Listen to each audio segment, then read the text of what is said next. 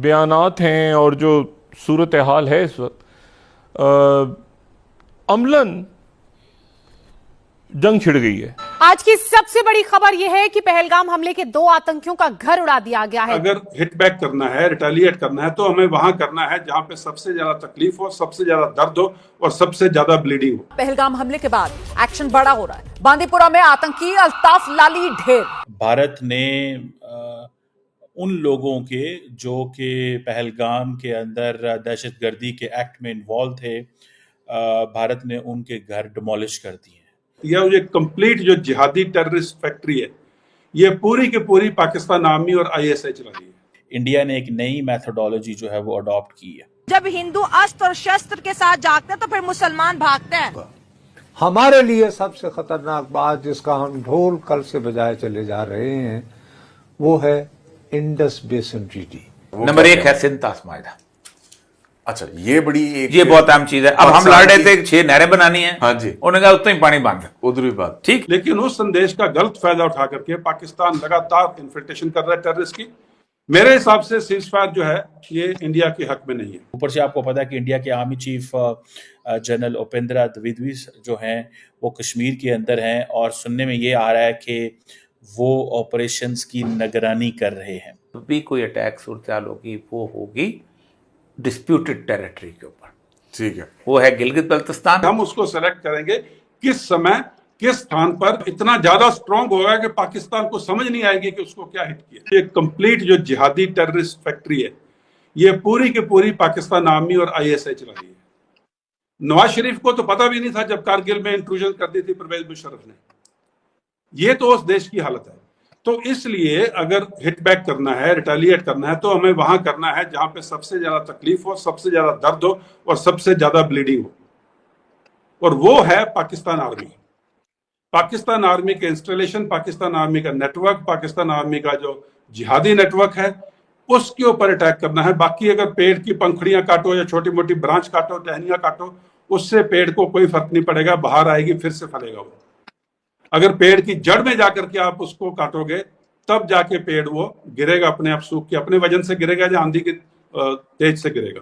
तो इसलिए पाकिस्तान मिलिट्री को हिट करना बहुत जरूरी है, क्योंकि वही एक एस्टेब्लिशमेंट है पाकिस्तान में जो सब कुछ चलाती है। और अभी तो पाकिस्तान की पब्लिक ने शरेआम मिलिट्री को क्वेश्चन करना शुरू कर दिया। भारत ने उन लोगों के जो कि पहलगाम के अंदर दहशतगर्दी के एक्ट में इन्वॉल्व थे, भारत ने उनके घर डिमोलिश कर दिए हैं। So it means that the government of India has reached to the people those who were involved in this act.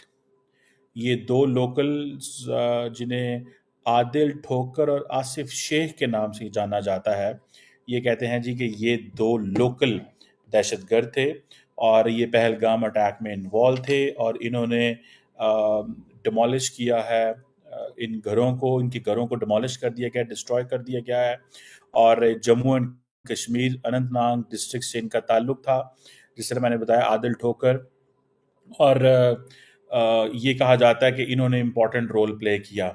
अब सवाल ये पैदा होता है, एक तो ये इम्पॉर्टेंट खबर है, दूसरी इम्पॉर्टेंट खबर ये है दोस्तों कि अगर ये देखा जाए तो जो LOC है उसके ऊपर मामलात थोड़े तेज हो गए हैं। देखें, अब भारत और पाकिस्तान के बीच में किसी किस्म का जो एग्रीमेंट है वो ख़त्म हो रहे हैं। ये जो गन फायर हुई है पाकिस्तान और इंडिया के दरमियान, कहा जा रहा है कि लाइन ऑफ कंट्रोल के ऊपर यूनाइटेड नेशंस कहता है रिस्ट्रेंट शो करो, क्योंकि दोनों मुल्क न्यूक्लियर वेपन्स हैं।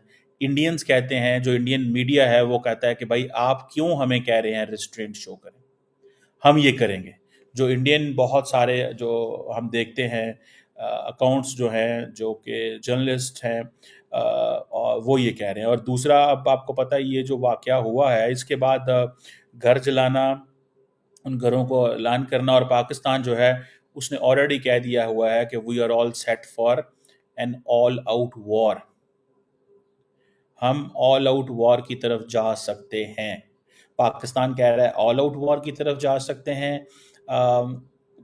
दूसरी तरफ इंडिया की जो फौज है वो कह रही है कि जी LOC के ऊपर फायरिंग हुई है, और इंडिया कह रहा है जी पाकिस्तान ने फायरिंग की है। पाकिस्तान का जो अकाउंट है इस हवाले से जाहिर बात है वो यही होगा जी कि इंडिया ने फायरिंग की है। सो ये सिचुएशन है आपके सामने, जबकि पाकिस्तान का जो सेनेट है उसने ये कहा है कि पाकिस्तान को लिंक ना किया जाए इसके साथ। सो मुझे ऐसा लगता है कि जिसे कहते हैं ना कि ये एक डिफरेंट चीज़ जो है वो होने जा रही है। इंडिया ने एक नई मैथडोलॉजी जो है वो अडॉप्ट की है, और वो मैथडोलॉजी है जो है वो ये है कि अगर इंडिया के अंदर इंडियन जिसे आप कहते हैं उधर कश्मीर के अंदर कोई ऐसे लोग जो वहाँ पे लोकल्स हैं वो ऐसे वाक़यात में इन्वॉल्व होंगे तो उनके घर डिमोलिश कर दिए जाएंगे। ऊपर से आपको पता है कि इंडिया के army chief general Upendra Dwivedi जो हैं वो कश्मीर के अंदर हैं, और सुनने में ये आ रहा है कि वो ऑपरेशंस की निगरानी कर रहे हैं। वो एक तो सारे का सारा रिव्यू ले रहे हैं सिक्योरिटी सिचुएशन का अपने टॉप कमांडर से। That is how it is being seen as something very very significant. अगर इंडियन आर्मी चीफ कश्मीर के अंदर मौजूद हैं तो इस चीज़ से अंदाज़ा लगाया जा सकता है कि ये चीज़ मौजूद है। दूसरा, राहुल गांधी साहब भी कश्मीर जा रहे हैं। मुझे ऐसा लगता है कि दुनिया कुछ नहीं कर पाएगी, ठीक है, और पाकिस्तान और भारत के बीच में जो सिचुएशन है उसके ख़राब होने के जो चांसेस हैं वो बड़ी हद तक मौजूद हैं। मैं समझता हूँ कि ताल्लुकात तो ख़राब हो ही गए, दोनों साइड्स ने अपनी अपनी पोजीशंस ले ली हैं। जो इंडस वाटर ट्रीटी है वो ख़त्म हो चुकी है, भारत ने स्पेसिफिकली पाकिस्तान को बता दिया है। दूसरी तौर पे अगर ये देखा जाए तो पाकिस्तान ने ये जो लोग जिनके घर तोड़े गए हैं